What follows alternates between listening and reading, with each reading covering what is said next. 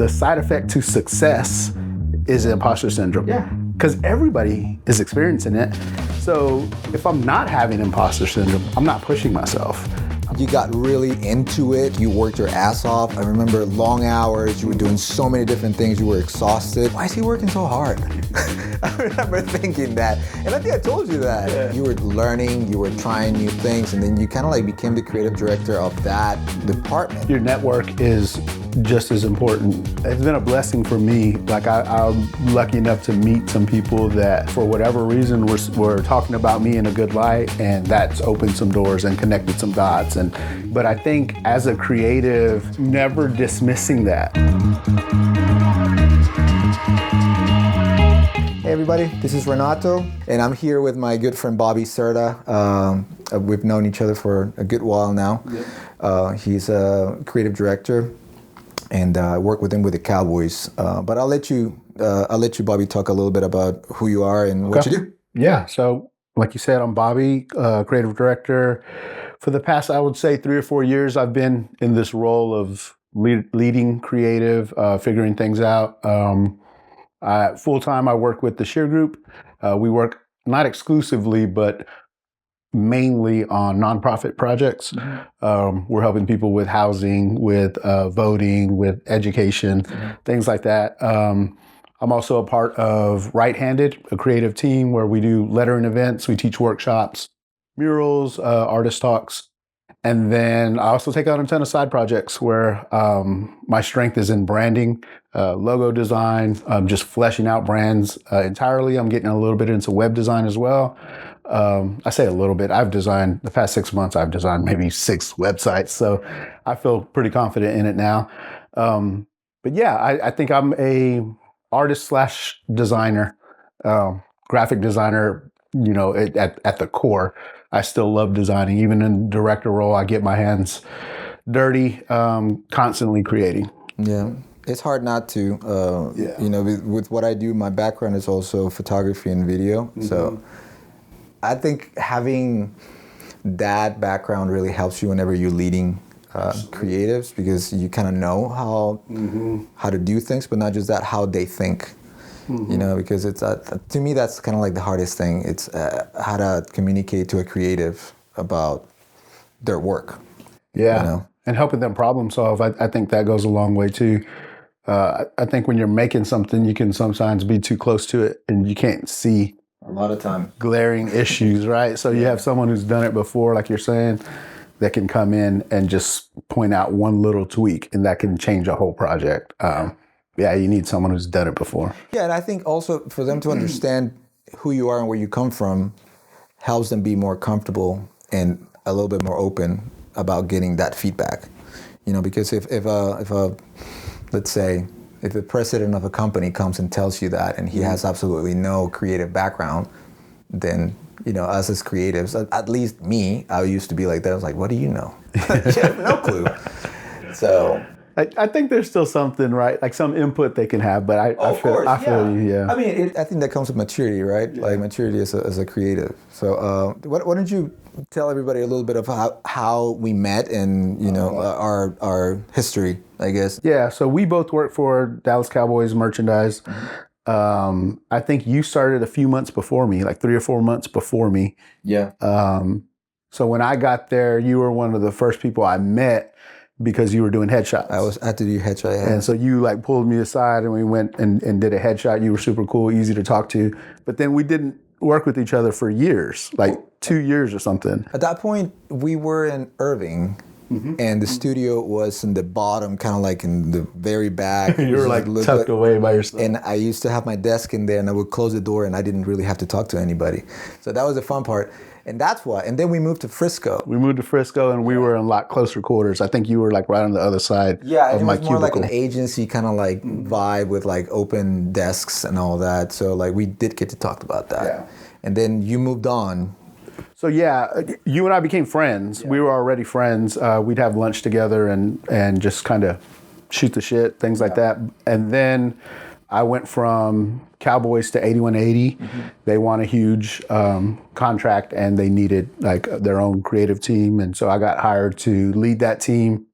We didn't have a video team and you were doing video. Mm-hmm. And so you and I got thrown together very quickly. And you remember it was a hot mess. Yeah, I remember. But just for those that don't know, like 8180 is still part of the Cowboys. There's like it's a part of the Jones family. Exactly. Yeah. That's how they would describe it. So 8180 is like under the Jones umbrella. I think is the most broad way to explain it. And they were working with AT&T, Whataburger, Sam's, Walmart, big companies, and we would do a lot of internal communications, internal merchandise for them. And yeah, you and I got to work together a lot. We traveled a lot. We went to some cool spots. Arkansas. New Orleans was awesome. Chicago was awesome. Yeah. Austin was a lot of fun. California. I didn't go to California. You didn't go to Cali? Didn't go to Cali. Was that during COVID? No. That was right when they were trying to figure out what my role was. And they didn't know what they were going to do with me yet, if I was going to be involved in video. I didn't go to Cali. I was just doing the graphic design, and Heather was doing like all the directing and stuff. Yeah, but I remember one of the things that I don't know, while doing the Cowboys, I was still doing my thing, and you were also doing your thing, but you got really into it and like you worked your ass off. I remember long hours, you were doing so many different things, you were exhausted. Yeah. And I was like, why the hell is he doing all of this? But now, I mean, from now, like I can see kind of like your idea, like you were learning, you were trying new things, and then you kind of like became the creative director of that department. And even though they don't like to give creative director titles, but because of the kind of organization that it was, but I remember that and be like, why is he working so hard? I remember thinking that. And I think I told you that. Yeah, you did. No, I think I saw us failing if I didn't. Like AT&T wanted this level, and it felt like no one else saw that. Man, we have a lot of work to do, and no one's doing it. And so I felt like we had to do it, and also opportunity, if I'm being honest, right? If I do this, then they're gonna have to see me in this light. And they did, and it was tough, like winning over like those big clients, because they didn't trust us in the beginning. You remember, like they come in with their noses up, and we had to kind of prove ourselves, and I felt like I was trying to prove myself. I think looking back, it makes a lot of sense that you kind of took an opportunity, right? You saw a window of opportunity and went with it. But that, I think, from my point of view, I think that shaped who you are now. Yeah. Because, us as creatives, I was stuck in the photographer, then later videographer kind of like title, and then you were graphic designer, right? And we get pigeonhole. Is that right? Is that a right term? Yeah, like it's like, this is what you do. Don't worry about anything else. Yeah. Just do that. Yeah. But I think as creatives, as humans in general, we just want more, right? But you saw the opportunity there, and you probably didn't know like where you were going. Yeah. But like looking back, it was like, yeah, you were learning about negotiation, RFPs, dealing with clients, and all these things that a whole bunch of us creatives don't really think about. Yeah. We just want to do the art, and we just want to do the cool shit, and that's it, right? Yeah. I think you're right. I didn't know. It wasn't like super intentional. The only intention I had was just learning and trying to, like I said, put our best foot forward. And it did end up, like once I started leading a team, I'm like, oh, I do know how to do this. And you guys should try it this way. And all of that compressed, like super, I guess compressed is the word, experience, helped when I started leading the team, and I when we worked with AT&T, there were so many companies inside of AT&T that we had to meet a whole bunch of different people. Every other week we were meeting different executives and trying to figure things out for them. Yeah. That grew me a lot. Like that stretched, You remember, like we'd have to pitch concepts to people that we've never met, and it had to be, I mean, you did a really good job a lot of times of coming with like a video mock-up. I was blown away one time you came with, I think you and Amanda put together with what's her name? Jason? With Jason, with Imea, remember? She did that whole dance. Oh, I still have it. Because, and that's another thing. It's like, I don't think they really saw me as that kind of person. And I remember I was like, okay, well, let's put it together and show them that instead of actually doing a storyboard and drawing it, because they wouldn't see it.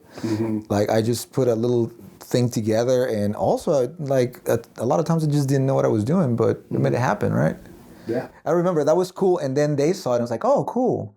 I remember whenever you guys were kind of like doing the RFP for AT&T, we added a video last minute. Yeah, everything was last minute. Well, yeah. remember the photo shoot? Yeah, of course we had to have a photo shoot, but like the video kind of came in at last minute, and then we had Jason coming in and helping us with that, which he kind of like. I'll probably bring Jason one of these days too. That'd be great. And he had just started with us, and he was doing video before he came from like a wedding, kind of like a video. Side of things, and then he joined, and then he did that video, and I remember that really, in my eyes, I think that really made a difference. Absolutely. Because it became part of the deal after we won it. Mm-hmm. So we have to do a video for them now, and before that it wasn't, and it was just like all thrown in and like just rolling in with the punches. I think that's a good like tip to give. Like when I'm presenting any kind of art, logos or whatever, I like to present it super fleshed out. Yeah. Like I'll show it in its most basic form, black and white, black on a white background, and then color, and then on a business card, and then up on a screen, on a building, on a shirt, whatever. Yeah. So it starts to just like slowly unfold for them.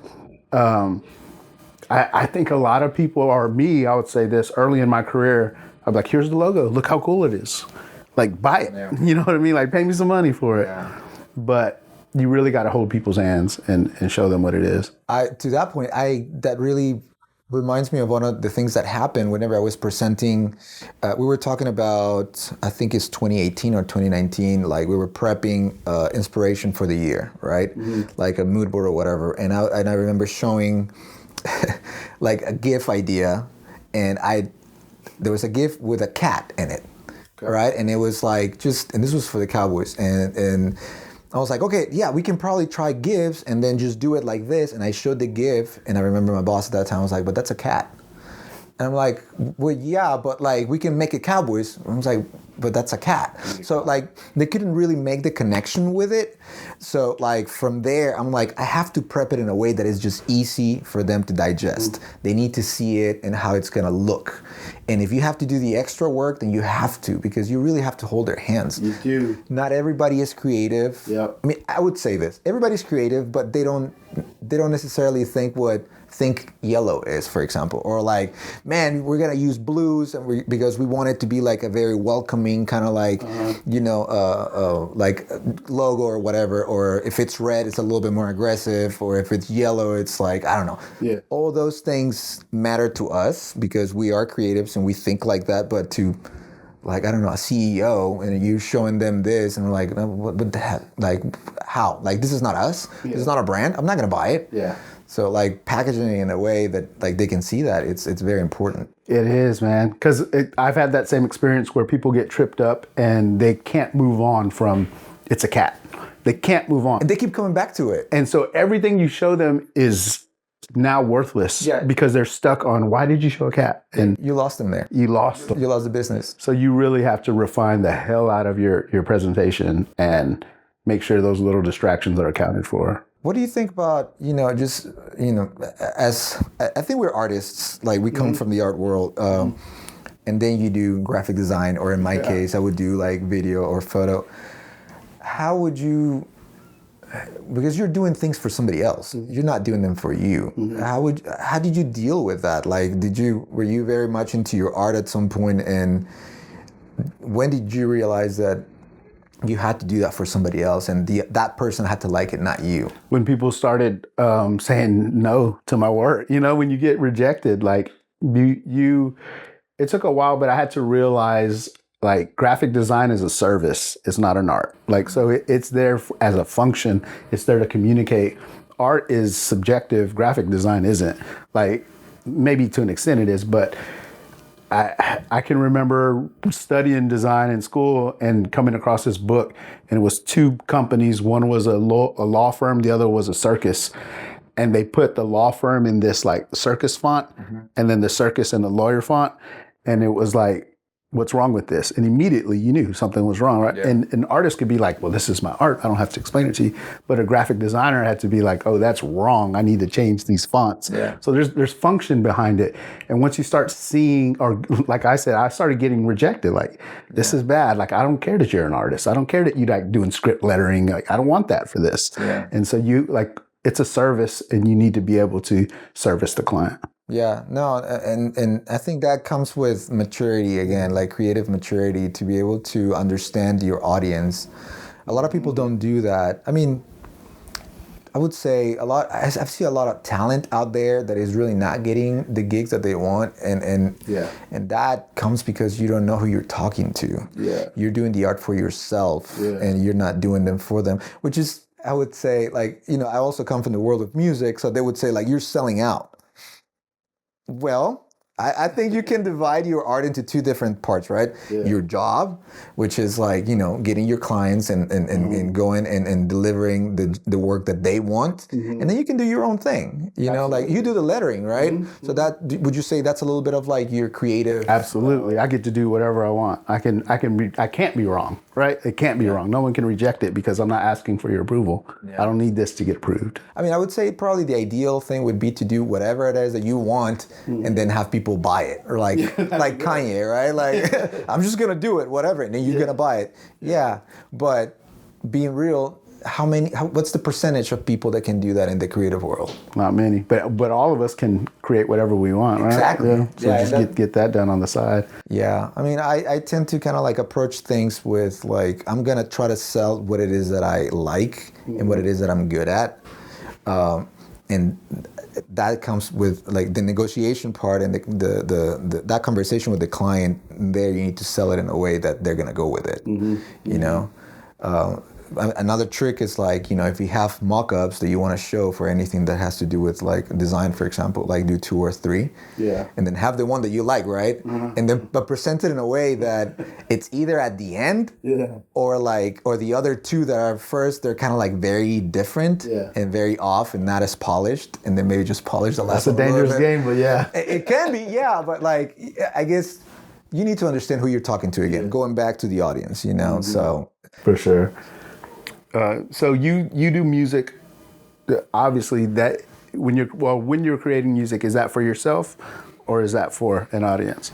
I haven't really written much since COVID, but I used to do it for myself at first. I used to be very much into prog rock, like, you know, like very long songs, like 12, 13-minute songs. Damn. Yeah.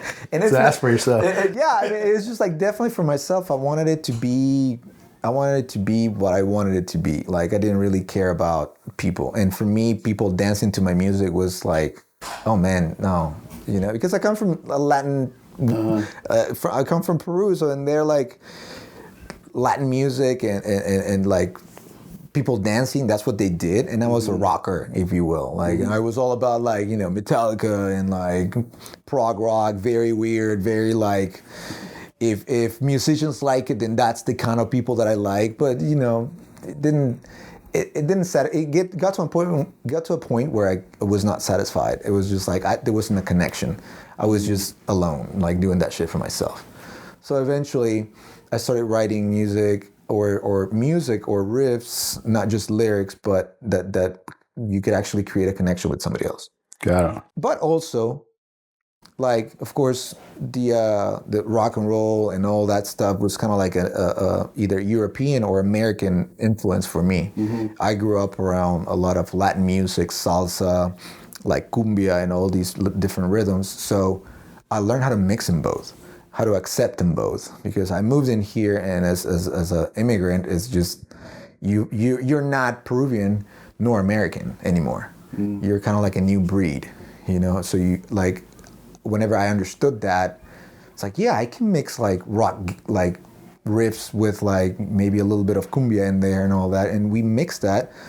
And that was kind of like the best era for us, that people would really connect, people that were in here from different countries, like from Mexico, from all these places, or they were born here with Latin families. It was like, okay, there's something in there that I really enjoy. There's like, you know, like the I can dance, but also I can rock out. So I found balance. I think that's, and yeah, to answer your question, I was making music to be able to connect towards the end. Not towards the end, I'm still doing it, but like at that point, yeah, it made more sense.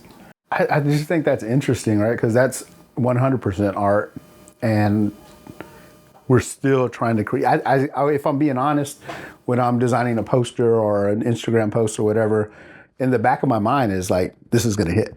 People are going to like this.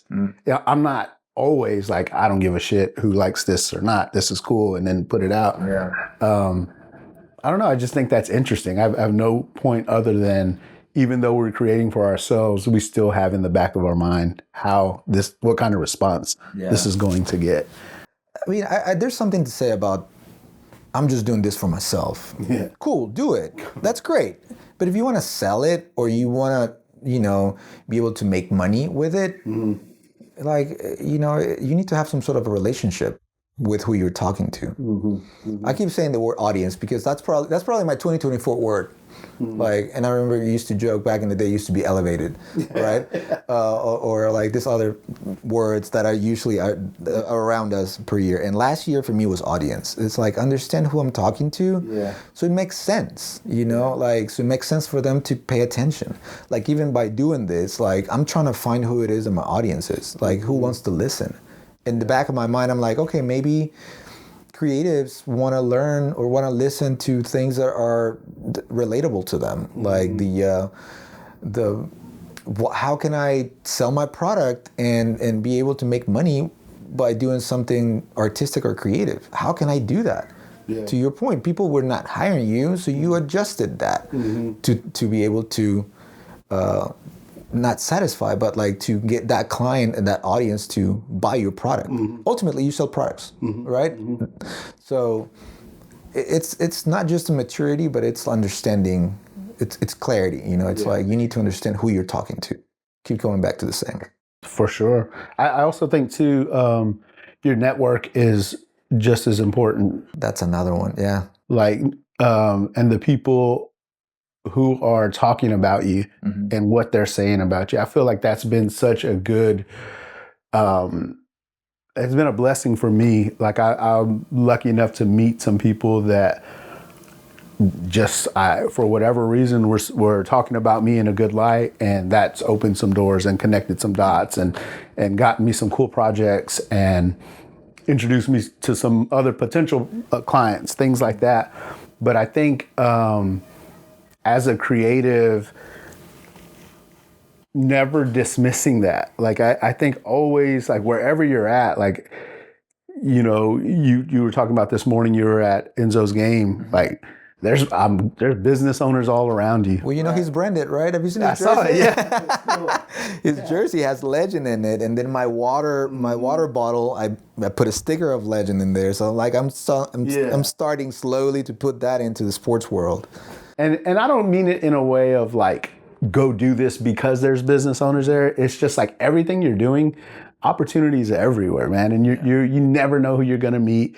Being pleasant, being professional, being ready. Like I try to keep my website updated all the time. I try to post cool stuff on Instagram all the time because it's hard though. It's very hard. But people, that's where they're going to go look at. Like they meet you, the first thing they're going to do is check your website, check your Instagram, check your LinkedIn. And if those things aren't tidy, like they're going to be like, you're going to lose them right there. Yeah. I mean, I think I learned that everything's an opportunity. When I used to bartend, I remember one of the things that my boss told me at the time is like, there's always something to do. Like there's always something that you can be fixing, that you can be cleaning, that you can be like, and from there, like 20 years later, I still have it in my mind, and then that mentality moved on to whenever I started doing photography full time, when Lucian, my oldest, was 6 months. I didn't want to work at a restaurant anymore. So like from there, my mentality changed into like everything can be an opportunity. Somebody can know this other person and this other person. And actually this last year, I even remember telling you, like, I need to have one day a week that I go out and I meet people, and I just like not just hang out, but I can connect, either to a show or to like, I don't know, even gatherings, professional gatherings are a little, I'm still getting used to that. I'm not, because I like to just connect with people, But even just a presence, Yeah. like even just being there, like we go to these things called creative mornings. One of my friends, Damani, just spoke there, and just being like a regular at those things, people start to like, who's that guy? And then slowly but surely you make introductions. Because I mean, you know me pretty well. Yeah. I'm going to go stand there with my cup of coffee and do nothing. Yeah. I'm just going to stand there. But if you're there all the time, people start to come up to you. It's easier to make friends if you're a regular. Yeah. So like being intentional about it. Somebody that's great about it is Dummy Fresh too. Like he's everywhere. He's everywhere. He's everywhere. I told him he should make a sticker that says Dummy Fresh is everywhere. Dummy Fresh was here. Dummy Fresh was here. But he's so, it comes so natural to him. It just, and now like dude, every time I see his stuff, I feel so proud. And I'm like, dude, this is his shit. He worked on this, but I'm like, that's my boy. That's my boy. He's whenever I see him with like all the Mavs, with the FC Dallas, anyways, it's just great. We talked about you the other day. I forgot where we were at. At the workshop. I was like, did you see Renato had your hat on? You had that maroon hat on?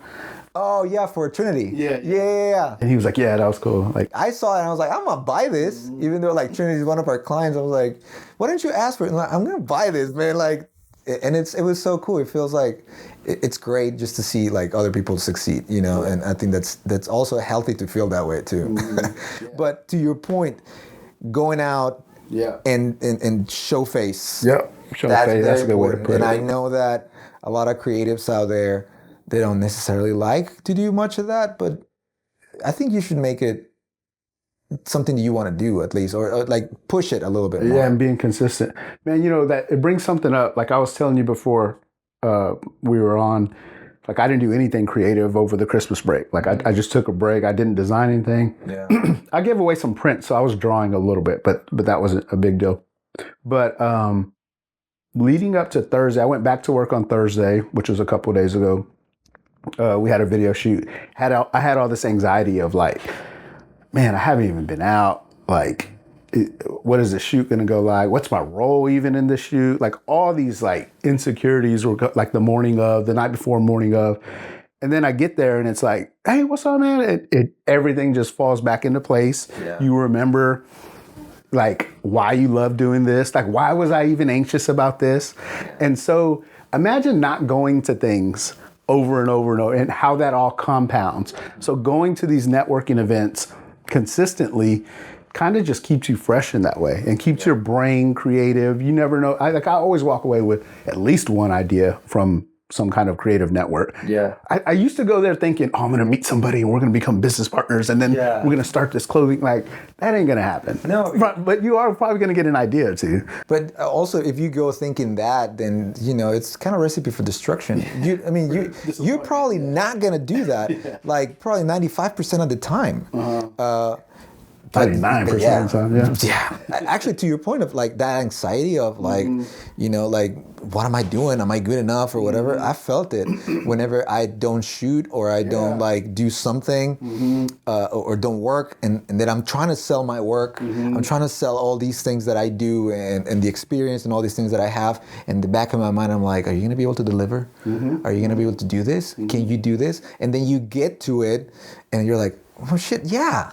Of course, like I know how to. This is what I do. Like, I remember one of my biggest projects this last year was working with Trinity, with Legend. I basically produced the whole thing, right?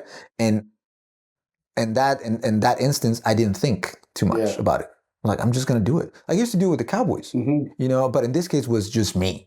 Yeah, and I put all these things together, I talked to the president of a soccer team, like a professional soccer team, like getting that phone call and be like, hey man, like we're gonna go with y'all. Like, and in my mind, I'm like just jumping, like, of excitement, and I'm still trying to keep my cool. Okay, man, yeah, that's cool. Like it's just whatever, man. No, but like, oh, that sounds good. We'll get back to yeah. But I remember like going through all the things that I had to do. I remember seeing a before and after on my organizational skills, and seeing where I'm at now, and it's something to be proud of. Like, it's very easy to forget. Yeah. And going back to being pigeonholed, like if I hadn't left the Cowboys, I wouldn't be here. Yeah. Even though that was for me is probably the best place that I've ever worked at. Really? And I've worked at other places. Yeah. And it's such a great environment as far as like we used to get free lunch every day. Free lunch every day. Like, the environment was cool. The people were cool. I love the people there. People were cool. They were not like I've been at jobs where like I don't understand how people operate. There are a whole bunch of like assholes everywhere. Like, it's just on the outside looks great, but then like you really don't want to deal with these people. Yeah. But going back to that, just getting out of there really showed me, or like just had me really made me figure stuff out, and then just be able to produce that and deliver. Yeah. Which, it's a great feeling, and the anxiety. You can be your own worst enemy, man. For sure. It's so easy. Yeah. I think staying sharp definitely helps with that anxiety. Staying busy, whether it's busy with clients or busy with keeping up with your website or your Instagram or your LinkedIn or whatever it is, all that, for me at least, helps with that insecurity. Yeah, of course. And one of the reasons why we're doing this, and I was telling you earlier, is because I just want to talk about just what I know as far as creative, not just creative, but like honestly, it all started like about when my dad passed on 2024. After that, I realized like life is very short. I don't think I've ever felt like that before, just grieving for like, for so long, and then just think about like anything can end. Yeah. Dude, at that point I lost my dad, and then I lost my grandfather, I lost a very good friend and my close aunt in like 2 months. Wow. So it was from November to January, I was at 4, it was burying 4 people, So after that, I was like, dude, everything could end like at any point. So one of the reasons why we're here and why I told you about this like 2 days ago, and you showed up, it's like, yeah, I don't have everything figured out, but I know that at the core, I just want to talk. Yeah. I want to be able to share knowledge and not just that, but this helps me stay sharp. Yeah. By talking about this, by teaching, by doing all these things, like, yeah, you're on it, like it's like, yeah, it's not so bad. If you spend a lot of time in your head, you're like, man, like, how do they call it? This, whenever you feel like you're not good enough, oh God, I just had that. Yeah, everybody talks about imposter syndrome. Imposter syndrome, which I hate that terminology, but it is a thing. Yeah. When you're like, if you're not. Bro, I'm the worst at that. I feel that all the time. But nobody has control, man. Nobody does. Nothing is under control. I don't know who said that, but nothing is under control. I went to Miami for Adobe Max. Yeah. And went to like Chris Do talks and stuff like so this guy from the future, Chris Do's company, he said, what if imposter syndrome wasn't a diagnosis or wasn't like the bad thing, it was just a side effect. So like think about like, oh, if you take this pill, you're gonna, whatever your problem is, but the side effect is nausea, right? So the side effect to success is imposter syndrome. Yeah. Because everybody is experiencing it. So it kind of shifted for me a little bit, like that stuck out, and it was like, oh, if I'm not having imposter syndrome, I'm not pushing myself. I'm not learning, I'm not growing. So if I am growing, if I am learning, if I am like putting myself out there, then that imposter syndrome is going to come. There's no getting away from it. So it's a good thing that I'm getting imposter syndrome because that means I'm pushing myself. That means I'm putting myself out there. You're being uncomfortable, like this. Dude, the first time I'm putting myself out there, and I'm okay with being vulnerable. I'm okay with messing up, but. You still gotta show face, and you gotta do it. And the idea is to be consistent, right? Sure. But yeah, I love that. Like it's the byproduct of success. Yeah. Yeah, man. Like the only way to grow is to be uncomfortable. Yep. There's no way around it. There's like I had to quit my job to be able to realize that hey, I can manage creatives. Hey, I can come up with campaigns. I can talk to CFOs. I can talk to like presidents of soccer teams, professional soccer teams. Like it wouldn't have happened. Yeah. Had I felt like I had to just stay there comfortable. Comfort is a Killer. Yeah, man, absolutely. Killer of growth. And my wife tells me this all the time. You put yourself in this situation. I know, and yeah, I do. Yeah. Like, you know, today's Saturday. I'm packing my day up with like all these things, and like, yeah. And another thing is balance, but that's another conversation. You know, Same. I struggle with balance too, man. Yeah, I mean, I have Lucian, I have Enzo, I have Ima, you know, and then my wife, and then 2 dogs, and then a house, and family, and you know. I'm just trying to watch a Squid Game. Like, oh, I haven't even seen it, dude. You know, have you seen Arcane? I haven't. No. I think it's I can't remember it's Arcane something Legends. Bro, best show. Yeah. Best show right now. Like, I would probably watch it before Squid Game. Really? Just watch the first episode of Arcane. Like, yeah, I'll check it out. League of Legends. What is it on? Netflix, bro. Okay. Perfect. And there's only 2 seasons, and it's probably the most expensive animated show they've ever made. Wow. But check it out. You can tell that they really gave a shit. Yeah. It's based on a game, an online game, but the game doesn't really have too much to do with it. But it's amazing. But yeah, I mean, I barely watched it, and every time I would sit down and watch it, I would fall asleep. I would fall asleep. Too, yeah. You know how many times I've falling asleep on my couch just because I was tired. Yeah. You know, like, yeah. So it's finding time. It's a struggle, but you just gotta keep pushing. You know. I think it's cool though that you're doing this. Like even before we sat down, you were like, I don't even have a name for this. I love that. I love that you're just like jumping in and gonna figure it out. Because if you would waited to get this going until you had a name 2-3 weeks ago by or whatever it is, right? I mean, I've had this in my mind for the last year. Yeah. So it's not like you jumped right on it. No, you know, like of course I'm doing it, and people are gonna be like, "Oh man, this is so cool that you're doing this." Like, I wish I could do that. Yeah, man, I've been battling this.